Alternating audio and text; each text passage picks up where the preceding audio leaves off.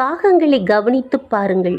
அவைகள் விதைக்கிறதும் இல்லை, அறுக்கிறதும் இல்லை. அவைகளுக்கு பண்டசாலையும் இல்லை, களஞ்சியமும் இல்லை.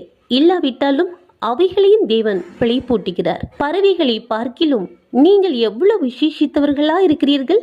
கவலைப்படுகிறதினால் உங்களில் எவன் தன் சரீர அளவோடு ஒரு முழத்தை கூட்டுவான்? மிகவும் அற்பமான காரியம் முதலாய் உங்களால் செய்யக்கூடாதிருக்க மற்றவைகளுக்காக நீங்கள் கவலைப்படுகிறது என்ன?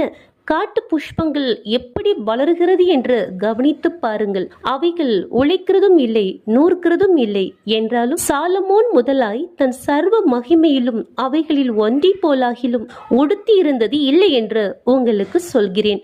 இப்படி இருக்க அற்ப விசுவாசிகளே, இன்றைக்கு காட்டில் இருந்து நாளைக்கு அடுப்பிலே போடப்படுகிற புல்லுக்கு தேவன் இவ்விதமாய் உடுத்துவித்தால் உடுத்துவிப்பது அதிக நிச்சயம்.